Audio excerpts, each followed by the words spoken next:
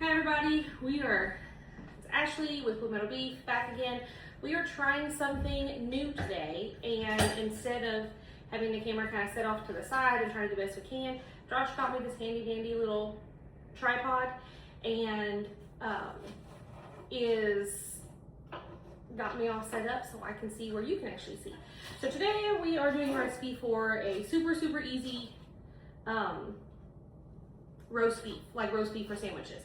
I suppose you could cook it and cut it and eat it, but this is one we're gonna cook it. We're gonna super easy to cook, and then we are going to thaw it. Nope. We're gonna cook it. When it's done, we're gonna let it rest for just a little bit. We're gonna wrap it up with foil, and we're gonna put it in the fridge, and we're gonna let it sit in the fridge for about 24 hours, and then I'm gonna slice it. You can slice it with a knife, or you can slice it with a meat slicer to make sandwiches. So that's kind of what we're doing.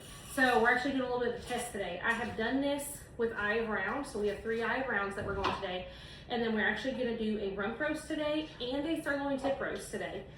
The reason these are on a different tray is because it is based pretty specifically on how much they weigh, like how long you cook them. It is 5 minutes per pound at 500 degrees. So that sounds like a lot, and not a lot. You're gonna put it in the oven, 500 degrees, 5 minutes per pound, and then when you hit the end of that minute, you turn your oven off. Do not open the door, do not check, do not peek, do not do anything to it for 2 hours. And at 2 hours, when you take it out, it is going to be a perfect, like 145 medium. I watch little temperature probes the whole time to make sure that that's what it did the last couple times we did it, and it works amazing every single time. If you want it to be closer to like a medium well, I would say do 6 minutes or so per pound. Same thing for 2 hours. If you're wanting it to be medium rare, I'd go down like 4-ish minutes per pound.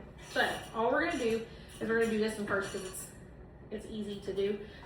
I'm taking a little bit of an olive oil for a binder, and I'll do one, and then we'll come back once we get done with everybody else. But not a lot, just a little bit of an olive oil for a binder. And we are going super easy on this, though you are welcome to season this however you want to. So I am going garlic powder, in my way, coarse salt. This is a giant jar of coarse salt. You're welcome. The lids for like that, like grated Parmesan cheese stuff, that it's like green, I think, is the same size as a mason jar, so you're welcome. So we're gonna keep going around for this. For all the rest of them, I'll pause it because that'll take 15 years to get through with you. But, or maybe I'll do a video and we'll fast forward it. How about that? But literally just garlic, salt, and pepper on all sides. That is all that's happening today. And again, it's coarse salt and coarse pepper just because we like how it is. And don't really skimp on this. Like, you're being kind of liberal. Yep. Ariana's in the background snacking on tomatoes and laughing at me because I messed that one up. Liberal with all the items. That works. How much do you want? I'll do one more, probably. And when I say all the sides, for the record, this is our pepper. This is our coarse pepper. It's in this little open jar. When I say all the sides, we're even going to tip it up and do your edges too. Now, for sake of time and ease, for all of the other roasts, I will go through, I will oil all of them, and then I will garlic all of them, and I will salt all of them, and I will pepper all of them, and we will move quickly down the line.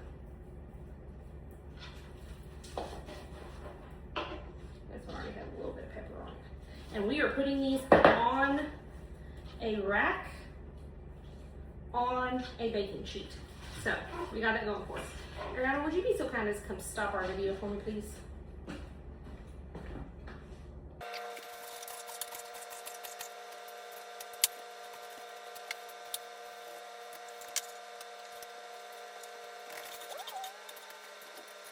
All right, everybody, I'm back. I definitely just put this glove on the wrong hand, but it's okay. We can fix it. So all of these are seasoned up. The reason they're, I think I probably already said this, but the reason they are broken out onto separate trays is because these are all within 0.1 of the same weight, and these are within 0.1 of the same weight. So even though this one's bigger, like thicker, this one is bigger round, so it's still gonna take that time to get to the middle. So I know that these three, the eye round roast, are gonna do beautifully for this. It can be little ones, big ones, doesn't matter, they're gonna be amazing.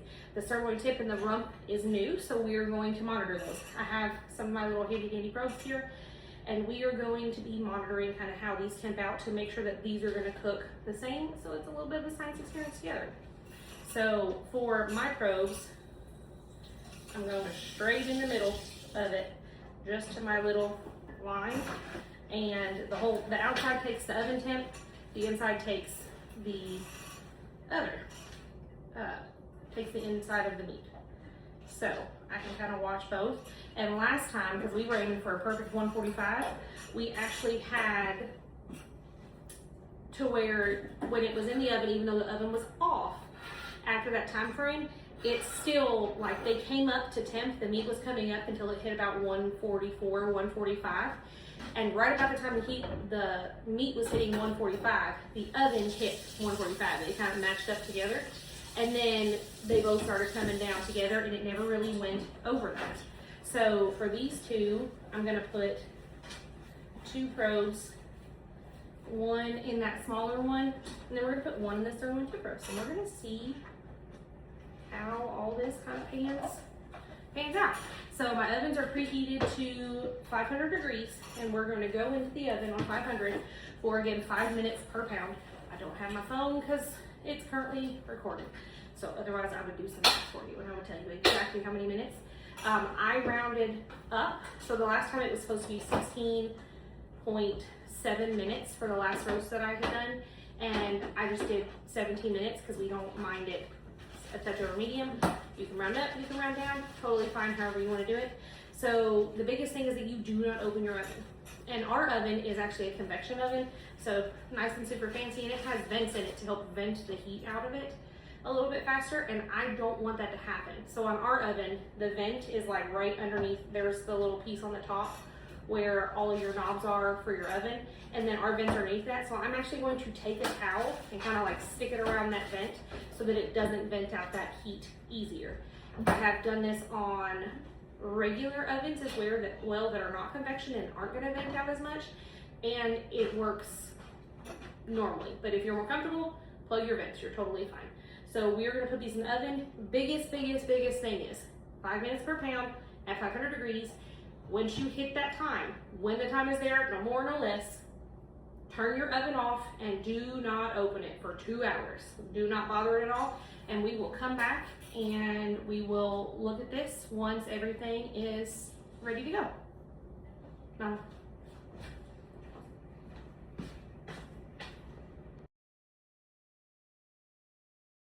hi, my name is Ashley.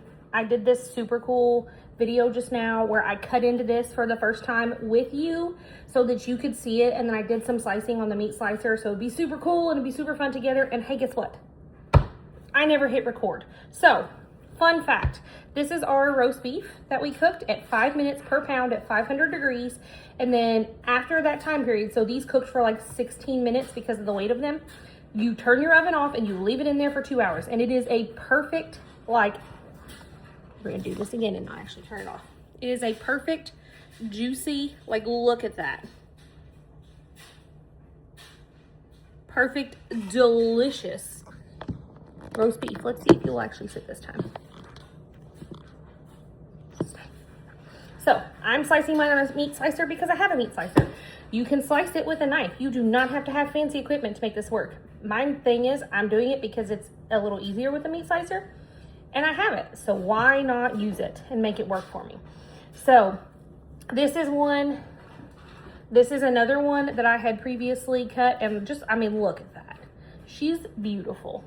So I'm gonna slice all these. This is something that you can slice and put in batches. I'm going to vacuum seal mine because, again, I have a vacuum sealer, so it'll be fine. This will stay good in your fridge for about 5 to 7 days, especially if your fridge is like good and cool. Like, I mean, you can't tell me that's not beautiful. If you want it a little more well done, you can cook it for 6 minutes or 6.5 minutes per pound, but it's not gonna be quite as juicy. If you want it less done and you want it more of a medium rare, then you can cook it for about 4 minutes per pound. But this is a pretty dang true, it's not bloody, but it is a good pink throughout. And obviously cooked. There's no raw there. So, if you don't have a vacuum sealer, you can wrap it up in plastic wrap and put it in a Ziploc bag, or you can just put them in Ziploc bags and try to squeeze the air out of them. I recommend the water method. If you want to know how that works, then ask me and I will do a video on showing you how to do that to get all the air out. But you can freeze these, and when you take them out of the freezer later, you can eat them, and they are absolutely delicious. It's exactly the same as when it went in the freezer, and it'll buy you like 3 to 6 months in a standard freezer, or 6 months or more, 6 to 12 months in a deep freezer. I've never tested limits to see how long it stays good before it's funky, because it never makes it that long at our house. But I know that you have a while because we lost a pack one time. So this, absolutely delicious, amazing, super easy to do. 5 minutes per pound, 500 degrees. Once the minutes are over, turn your oven off, leave it in your oven for 2 hours, put it in your fridge, chill it. Couple things for that. When you chill it in the fridge, it's going to lock in all of those juices. Like, I mean, look at that. But also, it's so much easier to cut, whether by knife or meat slicer. It's just so much easier to cut when it's cool. And if you want tips and tricks on how to make this into like a warm roast beef sandwich and au jus and things like that, then let me know and we can do that too. Have a great day. Sorry you missed all the fun slicing action because I suck with the camera. Have a great day.